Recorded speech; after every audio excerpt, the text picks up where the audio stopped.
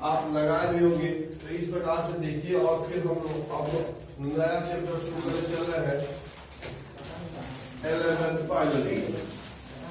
ठीक है, तो ये है चैप्टर नंबर 4 है एनिमल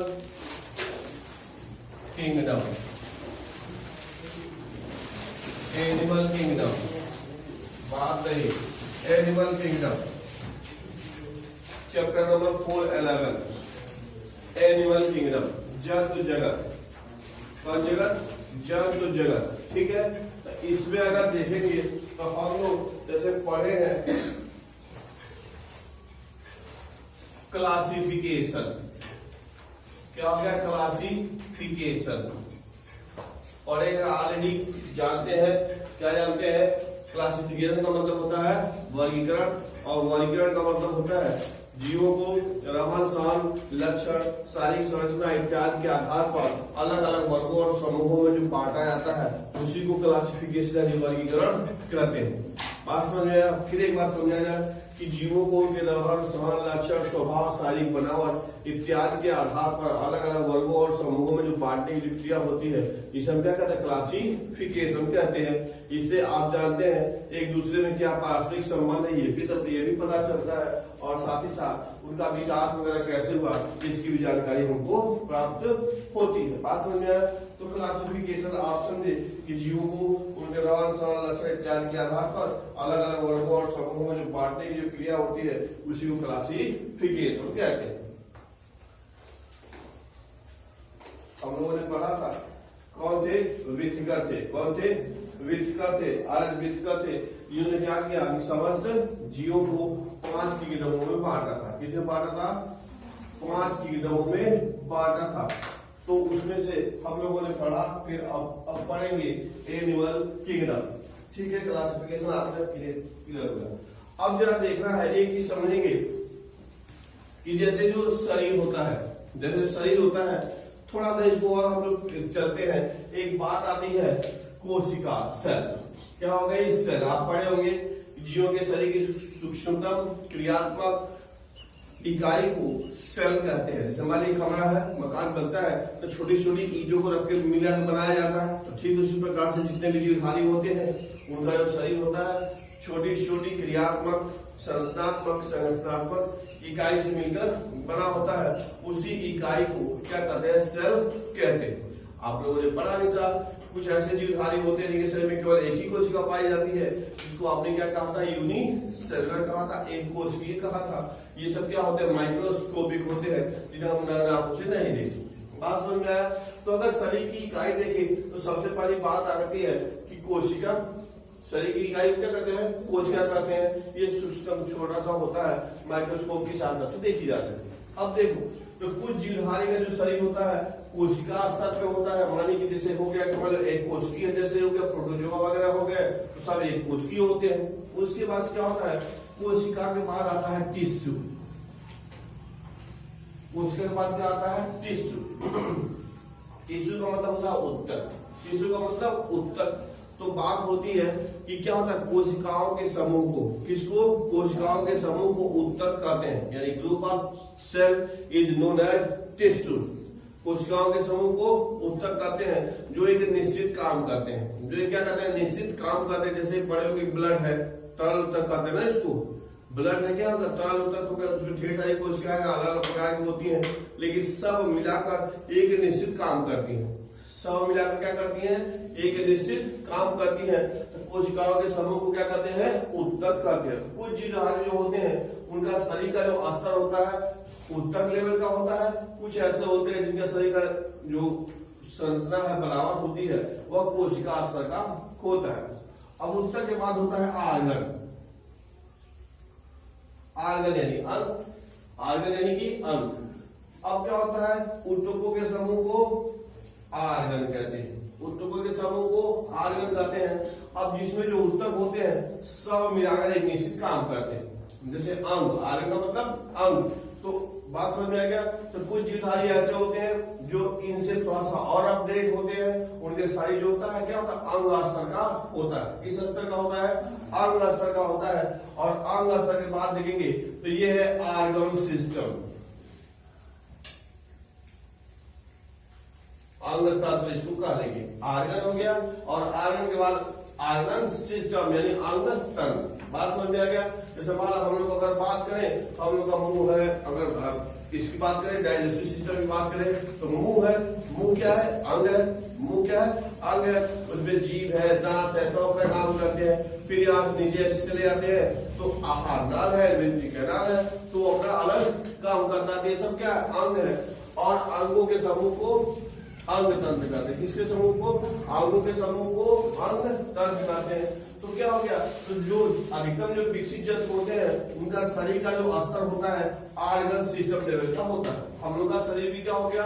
आर्गन सिस्टम लेवल का होता है। बात समझ में आ गया। तो इस प्रकार से ये स्तर है, लेवल है जीवधारियों के शरीर का। ये क्या स्तर है? लेवल है जीवधारियों के शरीर का। उनका जो शरीर है किस स्तर का बना हुआ है, इसी को प्रदर्शित करता है। सबसे पहले प्रिमिटिव सब कोशिकीय लेवल पर होते हैं, उसके बाद थोड़ा सा और विकास होता है तो उत्तक तंत्र पे आते हैं, और उत्तक के बाद क्या होते हैं? अंग वाले आते हैं, और अंग के मिले से अंग तंत्र वाले होते हैं। तो हम लोग का जो शरीर है, किसका जो शरीर है? हम लोग का जो शरीर है वो अंग तंत्र स्तर पे होता है। किसका हो गया? अंग तंत्र स्तर पे होता है। जैसे बड़े हम लोग पढ़ते हैं डाइजेस्टिव सिस्टम। कौन सिस्टम? Digestive system. याद है? Digestive system. सिस्टम मतलब तंत्र, और कौन? पाचन तंत्र। इधर पर रेस्पिरेटरी सिस्टम। कौन पढ़े हैं? रेस्पिरेटरी सिस्टम यानी श्वसन तंत्र। तो श्वसन नाम समझते हैं, फेफड़ा है, नाक है, कान है, सब रेस्पिरेटरी क्या अंग है, और इनके समूह को रेस्पिरेटरी सिस्टम कहते हैं।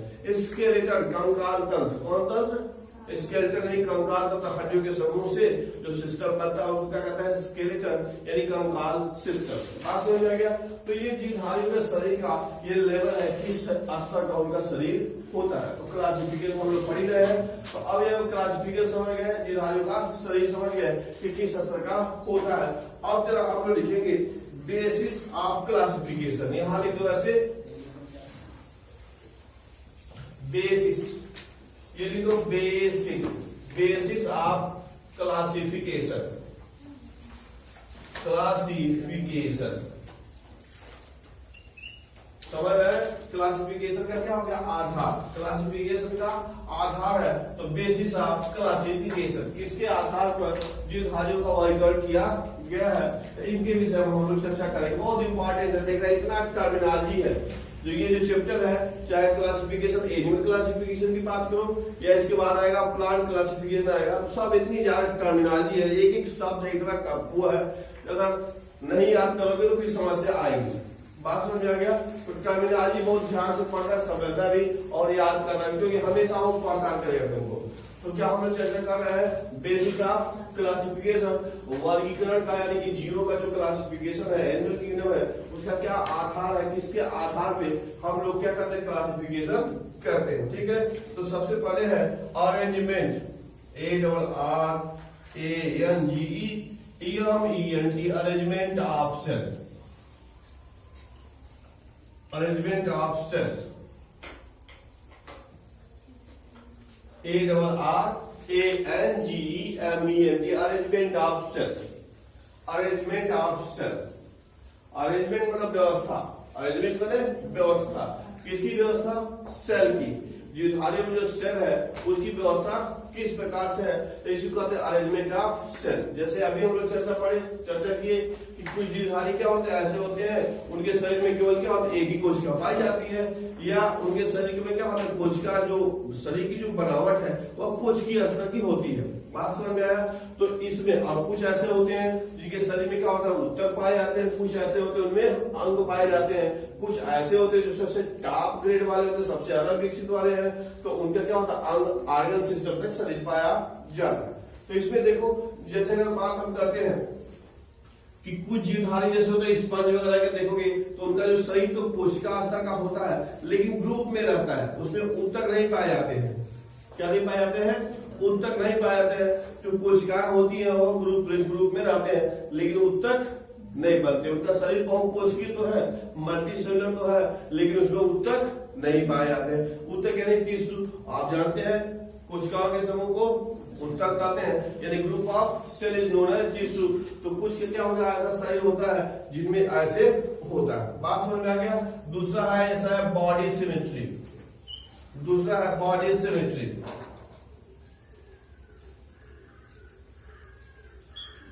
बॉडी सिमेट्री, दूसरा आधार है बॉडी सिमेट्री की।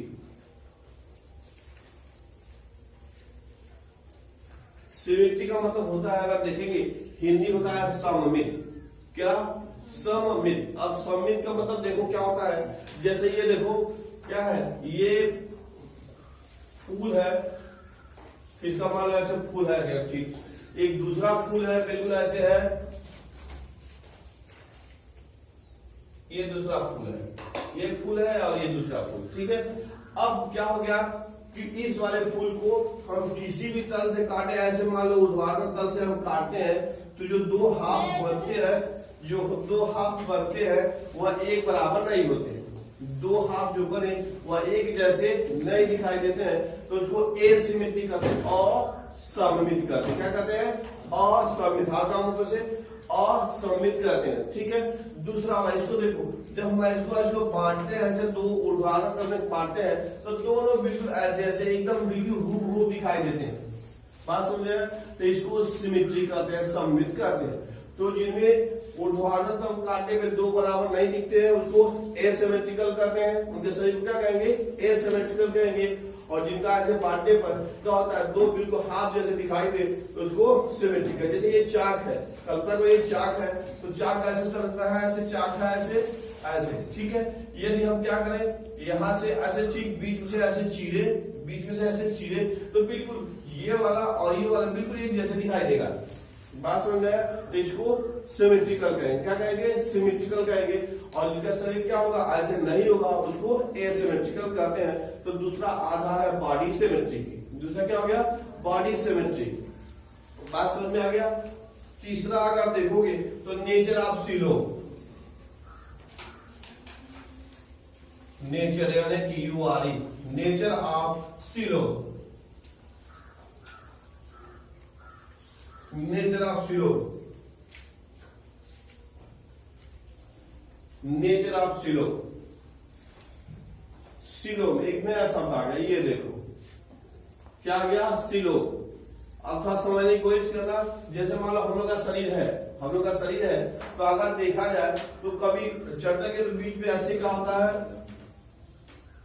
ये बॉडी वाल है, देह भित्ति। क्या है ये? Body wall. हम लोग का शरीर के चारों तरफ जो पाया था मेम्ब्रेन, जो लेयर पाया जाएगा, उसको बॉडी वाल कहते हैं, भित्ति कहते हैं। अब इसके बीच खाली स्थान होता है, शरीर के अंदर क्या होता है, खाली स्थान होता है, उसको बॉडी कैविटी कहते हैं, देह गुहा। क्या कहते हैं? बॉडी कैविटी यानी देह गुहा। इसी बॉडी कैविटी में यानी इसी देह गुहा में शरीर के सभी आंतरिक अंग स्थित रहते हैं। मान लो शरीर के अंदर हमें पड़े, हृदय होता है, फेफड़ा होता है, पाचन तंत्र होता है, तो कहाँ रहता है? बॉडी कैविटी में। कहाँ होता है? बॉडी कैविटी में, देह गुहा में। बात समझ में आया? अब देह गुहा को अगर देखोगे, शरीर है तो देह गुहा को दो हिस्सों में काट देते हैं। यहाँ एक जो कभी कल्पना की होगी या कभी पकड़े हुए कटा हुआ देखे होगे, यहाँ पे जो पसलियां होती है उसके नीचे एक पतली सी मेम्ब्रेन पाई जाती है, पतली सी मेम्ब्रेन पाई झिल्ली पाई जाती है, जिसको डायाफ्राम कहते हैं। क्या कहते हैं? डायाफ्राम कहते हैं। तो जो डायाफ्राम होता है वह हम लोग के बॉडी कैविटी को दो हिस्सों में बांटता है। इसके नीचे वाले को उदर गुहा कहते हैं, एब्डोमिनल कैविटी कहते हैं। क्या कहते हैं?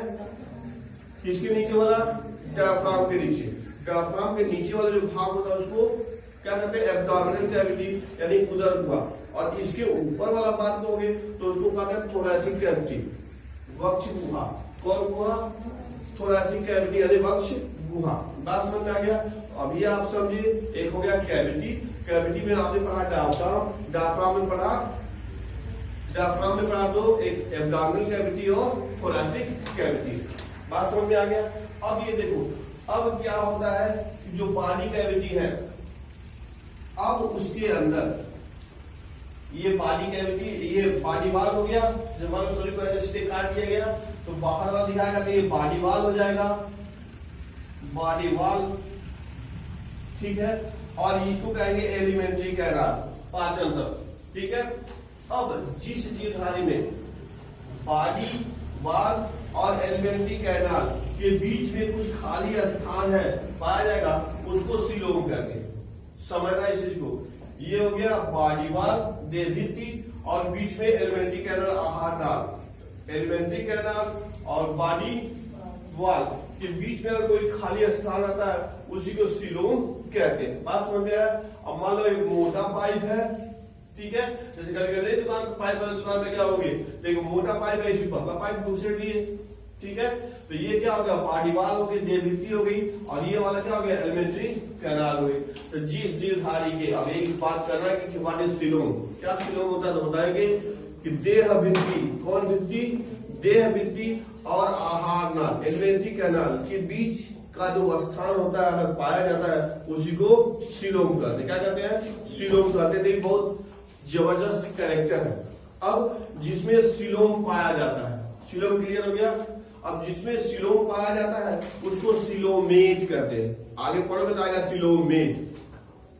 तो सीलोमेट का सीधा से मतलब उस जीवधारी में सीलोम पाया जाता है।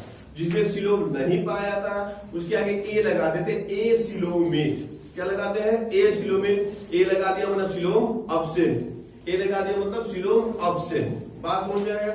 कुछ में ऐसा होता है कि इसमें कुछ कोशिकाएं भरी जाती है इसमें, ठीक है।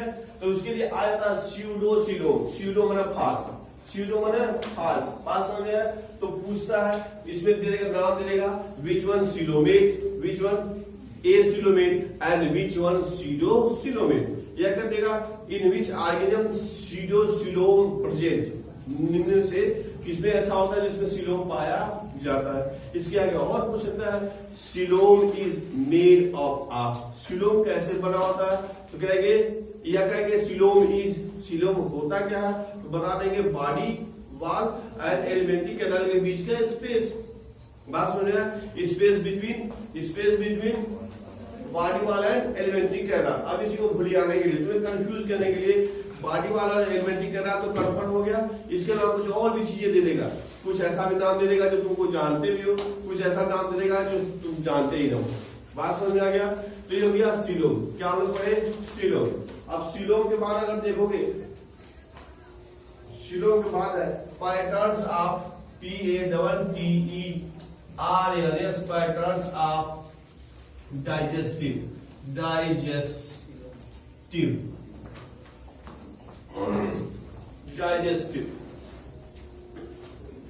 Patterns of digestive.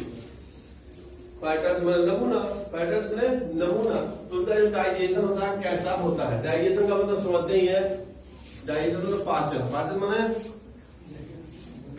ठीक है, बहुत अच्छा।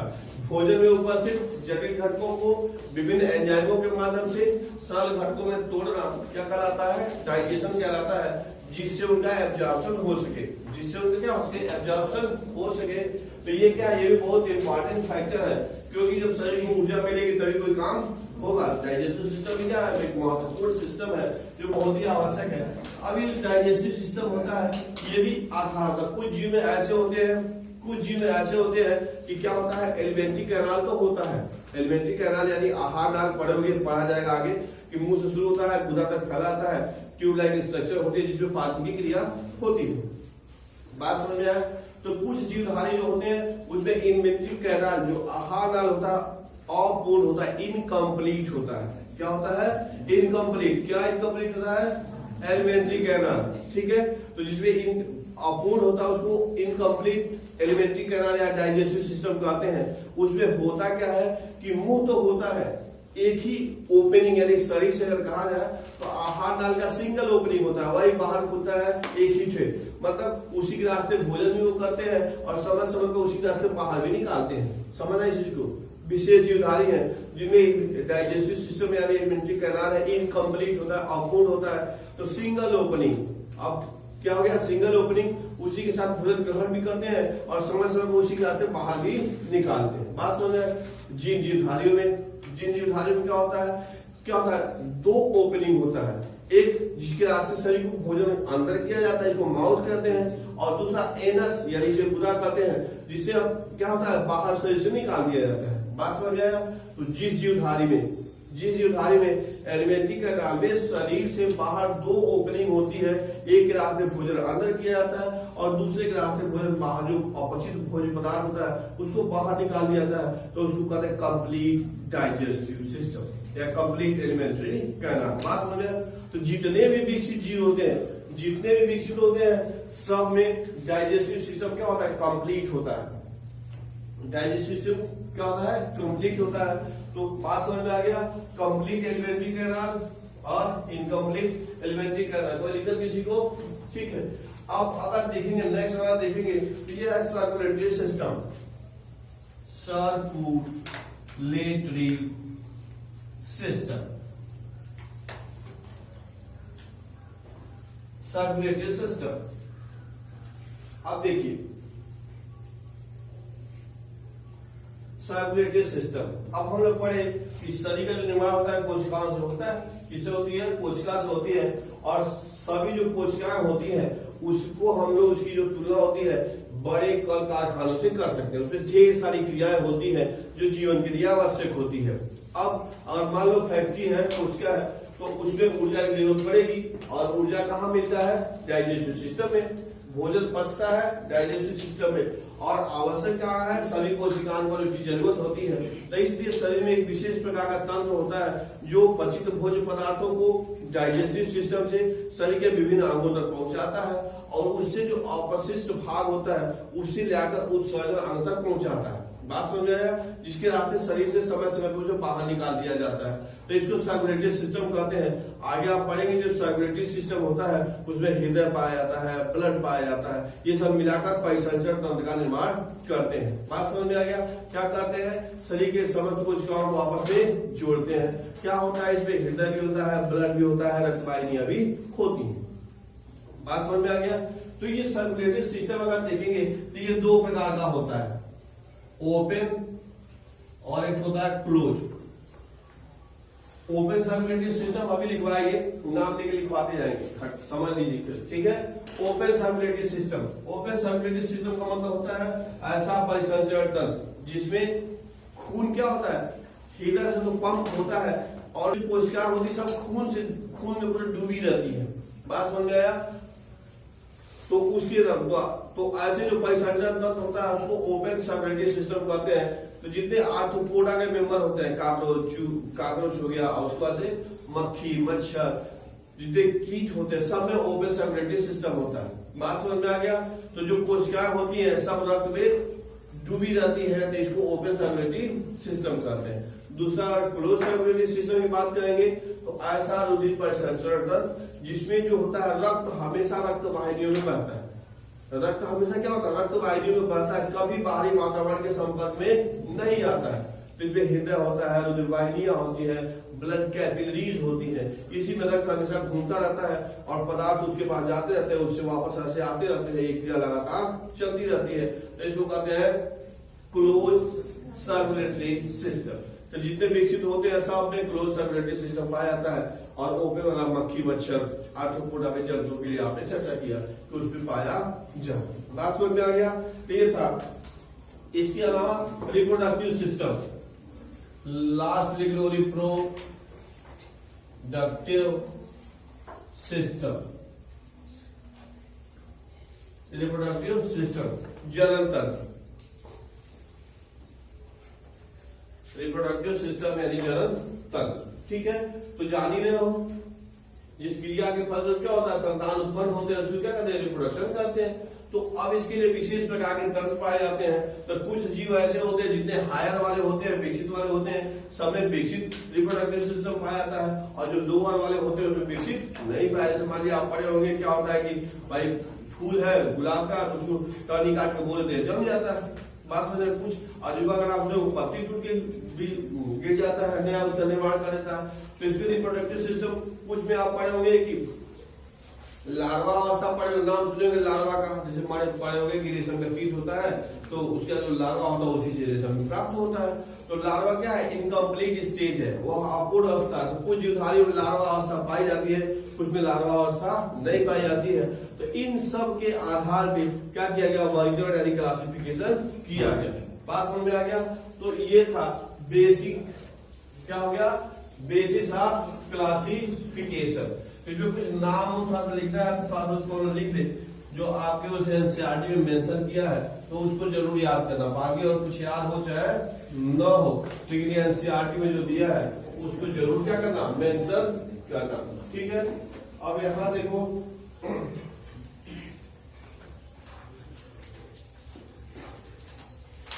ये ऐसे लिख लो, levels, levels of organization, organization उनके शरीर की संगठन का स्तर, शरीर के संगठन का स्तर, लेवल ऑफ ऑर्गेनाइजेशन। ठीक है, अगर चर्चा की शरीर का स्तर क्या है, सेलुलर लेवल है कि टिश्यू लेवल है कि ऑर्गन लेवल पे है कि ऑर्गन सिस्टम के लेवल पे है, किस स्तर क्या है, तो उसको कहते हैं लेवल ऑफ ऑर्गेनाइजेशन। तो इसमें लिखो सेलुलर, कोशिकीय, इसमें loose cell, loose cell aggregate, aggregates, example में स्पंज,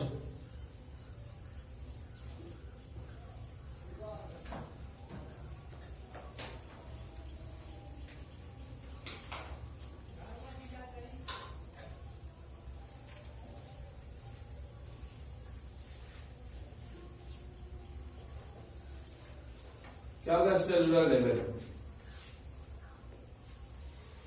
तो पूछता है in sponge the body organization is cellular level. क्या होगा, कोशिका स्तर का होता है, प्रोटोजोआ में चले जाओगे तो सबका क्या है, सेलुलर लेवल होता है।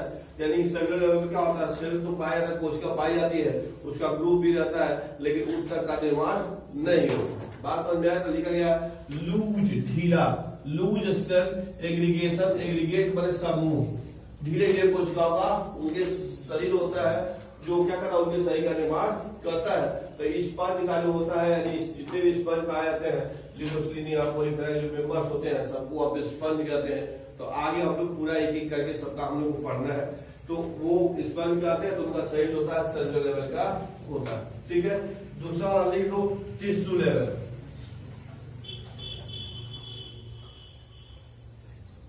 टिश्यू लेवल्स,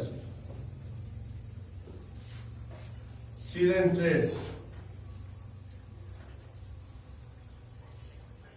सीलेंट्रेट्स,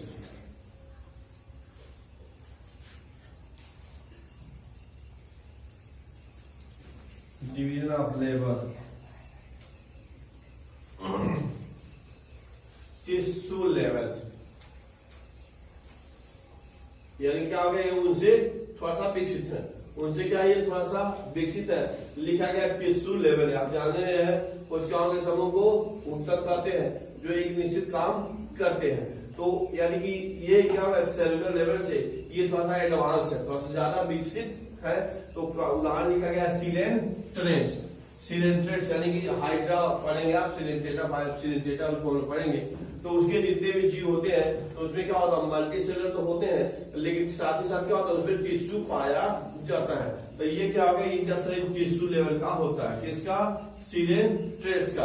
अब या तो उसमें नाम दे देगा, उसके सीलेंट्रेट्स दे देगा, या और अगर तुमको भुलियाने की कोशिश करना है तो उस जीवों का नाम दे देगा। जैसे ल्यूकोसिलिनिया हो गया, ल्यूकोसिलिनिया, साइकान हो गया, तो उसका सबका उदाहरण हम लोग फैमिली पढ़ते चलेंगे तो मिलेगा आपके सामने, तो दे देगा। तो अगर आपको क्लियर है तो लिख देंगे, क्या हो गया, टिश्यू लेवल का है, अरे तो कंफ्यूज हो जाएंगे, कंफ्यूज होने की स्थिति नहीं लानी है, क्लियर करा। एक और चीज देखो, इसमें डिवीजन ऑफ लेबर पाया जाता है, लेबर, डिवीजन ऑफ लेबर। इसका क्या मतलब, इसका मतलब ये है अलग अलग कोशिकाएं अलग अलग कार्य करने के लिए उपायोजित होती हैं। जैसे मतलब हम लोग शरीर है, तो हम लोग के शरीर में डिवीजन ऑफ लेबर पाया जाता है। मतलब जैसे क्या होता है, भोजन करते हैं तो पचाने के लिए अलग है, भोजन पचाने के लिए डाइजेस्टिव सिस्टम है, गैसों का आदान प्रदान करने के लिए फेफड़ा है, ठीक है, सर्कुलेटरी सिस्टम है जो क्या करता है, उसका केवल यही काम है चीजों को पहुंचाना, ले जाना, ले आना। बात समझ में आया। तो डिवीजन ऑफ लेबर यानी कोशिकाओं का श्रम विभाजन होता है, यानी कि कोशिकाएं अलग अलग काम करने के लिए अलग अलग कोशिकाएं होती है। जैसे आरबीसी की बात किया जाए तो हीमोग्लोबिन ले जाने का काम करता है, डब्ल्यूबीसी का काम है तो जो रोगाणु पहुंचे उनको मारने का काम करता है, हमारे शरीर की प्रतिरोधक क्षमता बढ़ाता है। स्किन त्वचा क्या काम करता है, सुरक्षा करने का काम करता है। बात समझ में आए तो जो जैसे जैसे होता है तो अलग टिश्यू का डिवीजन ऑफ लेबर, तो देखा डिवीजन ऑफ लेबर फाउंड्स इन, अगर मान लो सिलेक्टेड वाला दिया है जहां उत्तर का स्तर से रहेगा तो उसमें पाया जाएगा, उत्तर का स्तर के नीचे वाला जाएगा तो उसमें डिवीजन ऑफ लेबर नहीं पाया जाएगा। बात समझ में आ गया, तो ये था डिवीजन ऑफ लेबर। अब उसका लिख लो organ level, ORGAN organ level. Platyhelminthes PLATYHELMINTHES, platyhelminthes flat worm कहते हैं, प्लैटीहेल्मिन्थेस क्या कहते हैं, फ्लैट बार्म कहते हैं।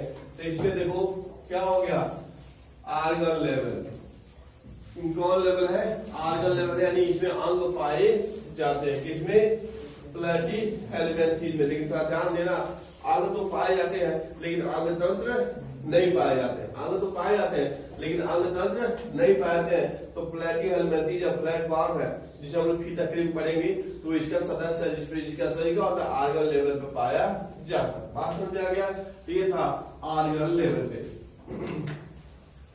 लेकिन ये सब मिटा देते हैं।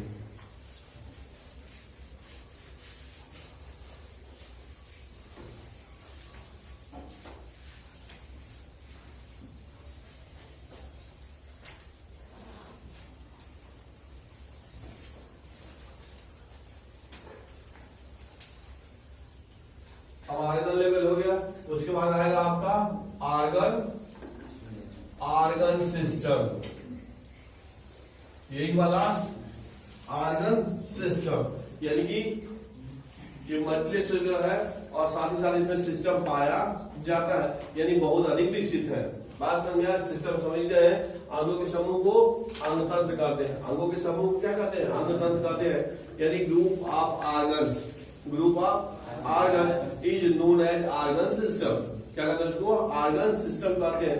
तो ये हो गया, तो ऑर्गन सिस्टम अगर देखोगे तो एनिलिडा, एनिलिड्स, ठीक है, एनिलिड्स के बाद है arthropods, arthropods,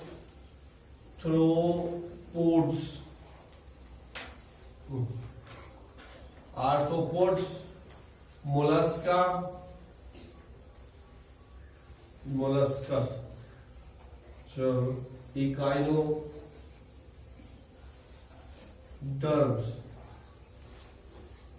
echinoderms and chordates,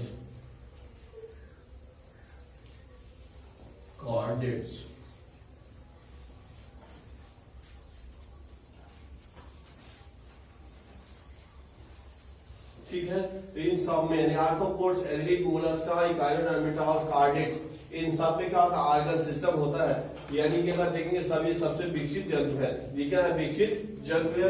इनमें अगर देखोगे तो क्या होगा, इनमें देखो सबसे ज्यादा कौन है, कार्डेट्स, सबसे अधिक विकसित कार्डेट्स हैं। और उसमें भी अगर देखोगे तो मैमल्स जो जिसमें हम लोग आते हैं वही सबसे विकसित जंतु होते हैं। बात समझ में आएगा, तो ये सब क्या होते हैं, आर्गन सिस्टम यानी अंग तंत्र वाले होते हैं, और जितने भी जंतु होते हैं उनमें विकसित है।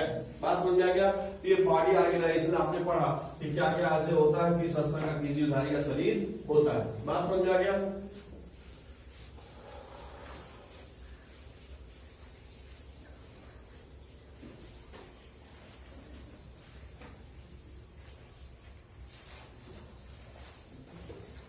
ऐसे तो digestive system, digestive system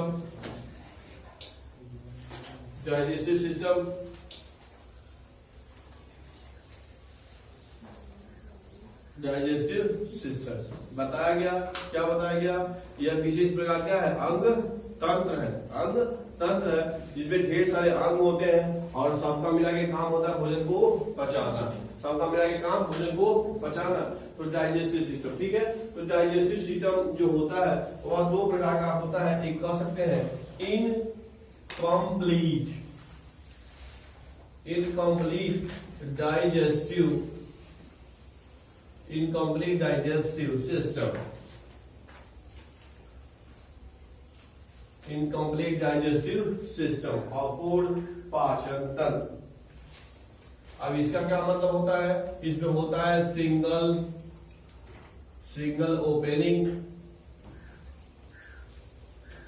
opening to outside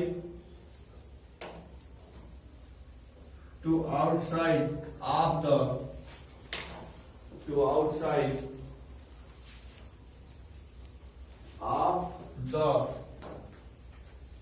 body, that क्या हो गया, serves, serves as both mouth and anus.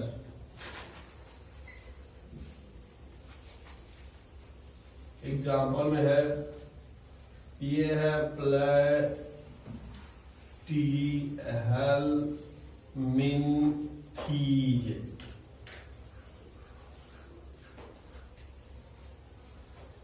प्लेटिहेल्मिन्थीज।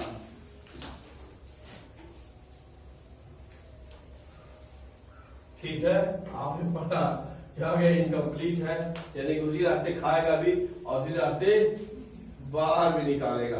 बात समझ में आया? ऐसे जीवधारियों में क्या किया गया, इनकम्प्लीट डाइजेस्टिव सिस्टम लिखा गया, पाया जाता करते हैं, उसमें लिखा गया है क्या हो गया, सिंगल ओपनिंग, केवल एक ही ओपनिंग होता है, टुवर्ड आउटसाइड कर सकते हैं। और यही दोनों एक ही का क्या लिखा गया, माउथ का भी काम करता है और साथ ही साथ एनस का भी काम करता है। अब इसी भूलियाने के लिए पूछ सकता है किस जीव में मुंह और एनस दोनों एक ही प्रकार का काम करता है। बात समझ में आया? या इस प्रकार के डाइजेस्टिव सिस्टम को क्या कहते हैं, या इसी को पूछ देगा इनकम्प्लीट डाइजेस्टिव सिस्टम किस जीव में पाया जाता है, या पूछ देगा इनकम्प्लीट डाइजेस्टिव सिस्टम है किस तरह के जंतु में पाया जाता है। बात समझ में आया? एक ही चीज है, अगर आपको याद है ठीक है तो पुनः प्रयास जारी रहता है। इनकम्प्लीट डाइजेस्टिव सिस्टम हो गया। दूसरा ले लो complete digestive system, complete digestive system. इसमें वही होगा, क्या रहेगा, टू ओपनिंग हो जाएगा। ठीक है, एक तो माउथ का काम करेगा, जो एनस का काम करेगा।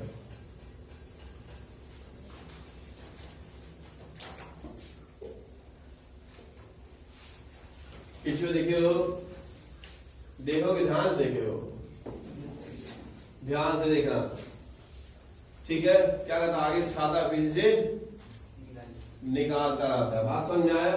तो क्या होगा, जिन जीवों में, यानी कि जितने विकसित जीव होते हैं, जितने विकसित होते हैं प्लेटिहेल्मिन्थीज के बाद जिसमें भी जाओगे, सब में क्या होता है, कंप्लीट डाइजेस्टिव सिस्टम पाया जाएगा। इसी को पूछेगा, complete digestive system is known as, कैसे कहेंगे, जिसमें क्या होगा, एक तो माउथ हो और एक तो एनस हो, तो जिसमें ये होता है उसमें कंप्लीट एलिमेंट्री डाइजेस्टिव सिस्टम होगा, और जिसमें नहीं पाया जाएगा उसको इनकम्प्लीट कहते हैं। तो जितने हायर जंतु होते हैं सब में कंप्लीट डाइजेस्टिव सिस्टम पाया जाता है। शुरुआत आप प्लेटिहेल्मिन्थीज लिखे, प्लेटिहेल्मिन्थीज के बाद जितने भी आएंगे सब में कंप्लीट पाया जाएगा। स्केलेमेन्थीज हो, एनीज हो, पास में आर्थ्रोपोडा हो, कार्डिका हो, सब में इस प्रकार का कंप्लीट डाइजेस्टिव सिस्टम पाया जाएगा। बात समझ में आ गया? तो इस प्रकार से आप इसका आंसर दे सकते हैं।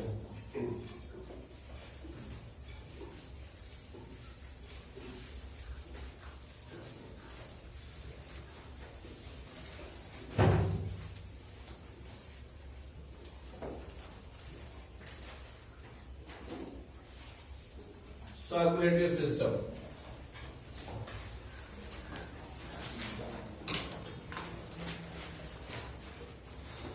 सर्कुलेटरी सिस्टम,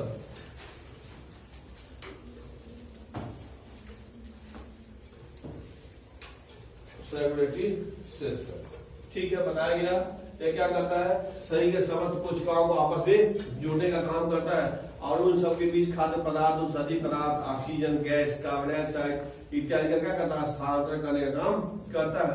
तो इसको सर्कुलेटरी सिस्टम कहते हैं। क्या कहते हैं, सर्कुलेटरी सिस्टम कहते हैं। हम लोगों ने पढ़ा कि जो सर्कुलेटरी सिस्टम होता है वो भी क्या होता है, दो प्रकार का होता है, टू टाइप्स का होता है। एक हो गया ओपन टाइप, ओपन टाइप, ठीक है। इसमें क्या होता है कि जो ब्लड है, blood is pump,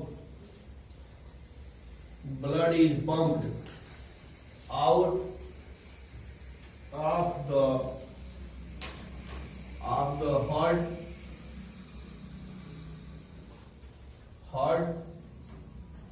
H-E-R-T, heart, and the cells and tissue.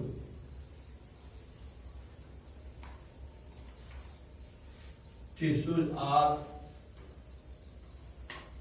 directly bathed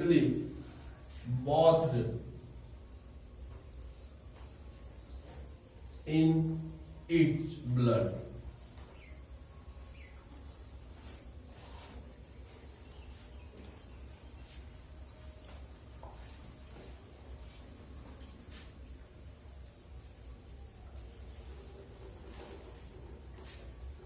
ठीक है, आर्थ्रोपोडा वगैरह सब में होते हैं। बात समझ में आया।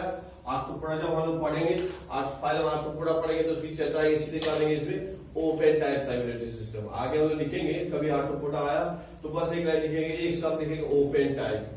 बात समझ आया तो मतलब समझ जाएगा कि क्या होता है, उसमें खून तो सप्लाई होती है, लेकिन क्या होता है पूरा जो शरीर की जो कोशिकाएं है ऊतक है वह खून में हमेशा डूबी रहती है। उसमें शरीर की जगह जगह पतले छिद्र होते हैं, उसी से ऑक्सीजन उसमें आदान प्रदान होता रहता है। बात समझ आ गया।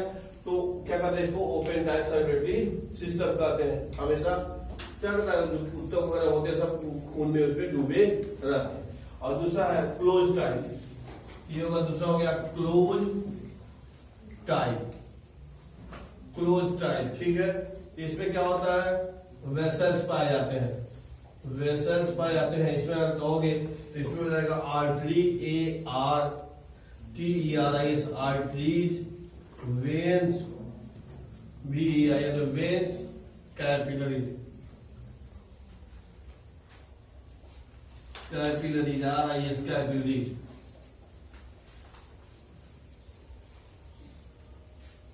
कैपिलरीज, ठीक है।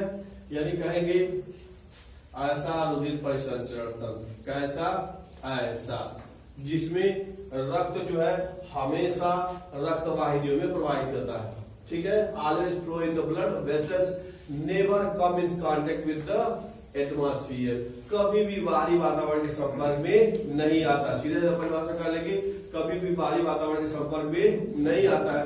ऐसे सर्कुलेटरी सिस्टम को क्लोज टाइप सर्कुलेटरी सिस्टम कहते हैं, और जिसमें क्या था हमेशा बाहरी वातावरण के संपर्क में रहता है, ठीक है।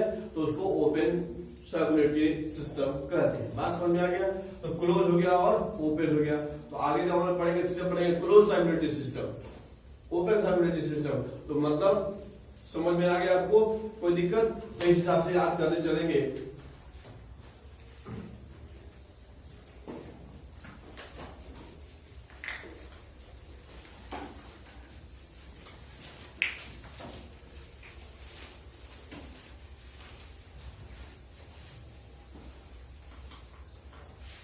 ये हो गया ओपन सर्कुलेटरी और क्लोज सर्कुलेटरी सिस्टम, ठीक है। नहीं डालेंगे सिमेट्री, था SYMMETRY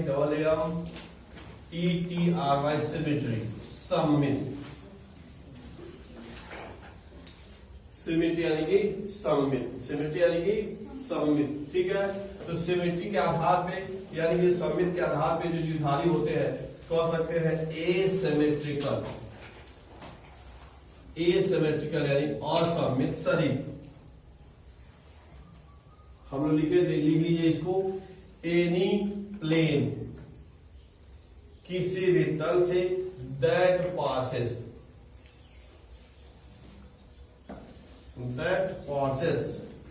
थ्रू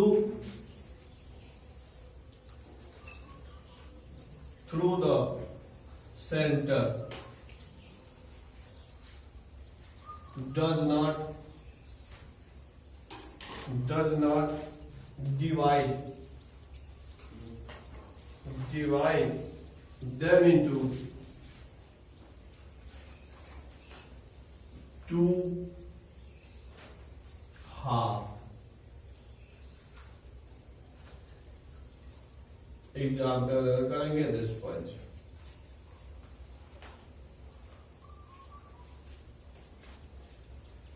एसिमेट्रिकल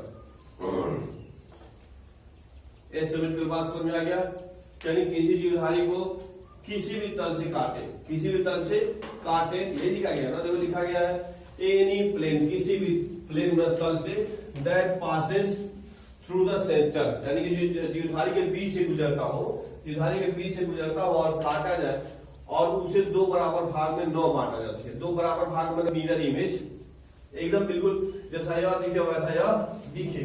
अगर नहीं बांटा जा सकता है तो उसको एसिमेट्रिकल बॉडी कहते हैं। क्या कहते हैं? एसिमेट्रिकल बॉडी कहते हैं। तो एग्जांपल लिखा गया स्पंज, बात समझ में आ गया। तो स्पंज का जो शरीर होता है क्या होता है? एसिमेट्रिकल होता है। जब ये सिमेट्रिकल पढ़ लिए तो उसके बाद आएगा सिमेट्रिकल हो जाएगा। क्या हो जाएगा?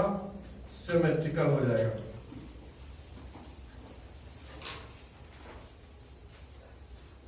सिमेट्रिकल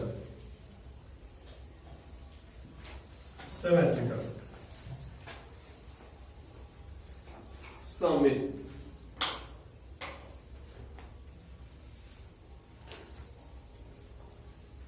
मतलब समझ में आ गया। यानी कि बीच से क्या करते हैं, जीवधारी को काटते हैं तो दो बराबर आधा में बढ़ जाते हैं, तो उनके शरीर को क्या कहते हैं? सिमेट्रिकल बॉडी कहेंगे। अब सिमेट्रिकल में भी ऐसे कह सकते हो, एक होता है रेडियली सिमेट्री।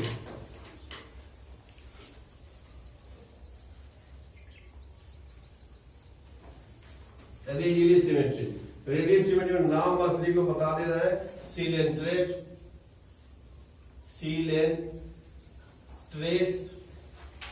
और पा रहे हो टेनोफोरा, टेनोफर्स, उसके बाद है इकाइनोडर्मेटा, इकाइनोडर्म्स।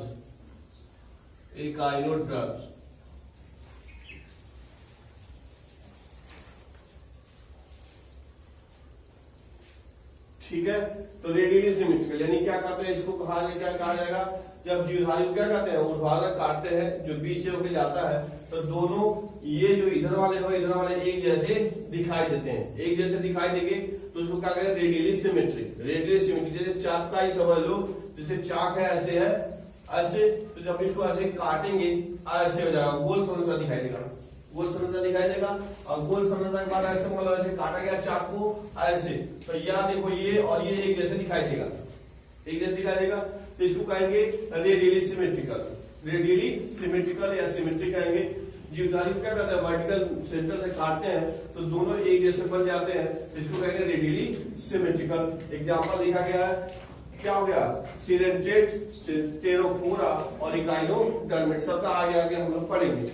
रेडियली सिमेट्री के बाद ऐसे करके ऐसे लिख दो, बाइलेटरल सिमेट्री,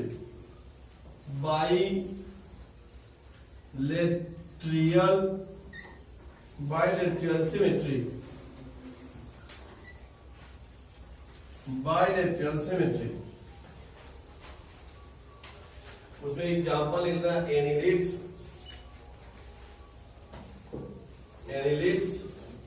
और है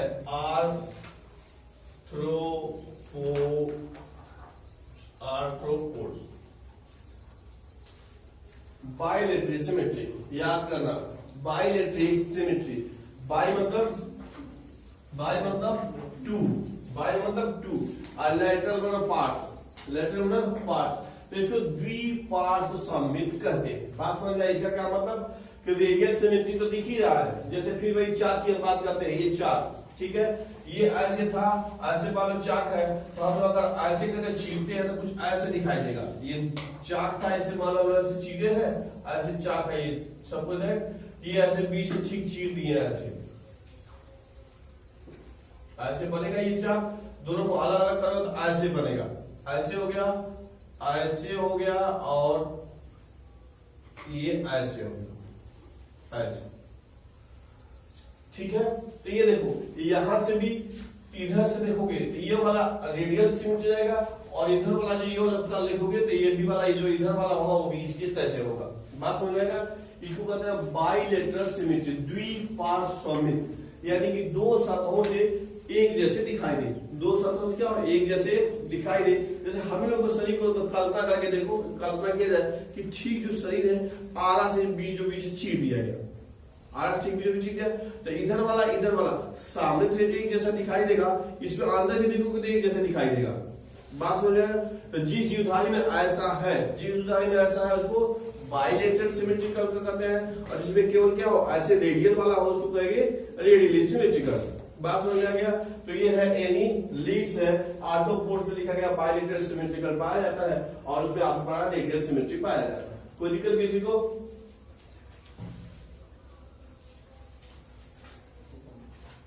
टाइम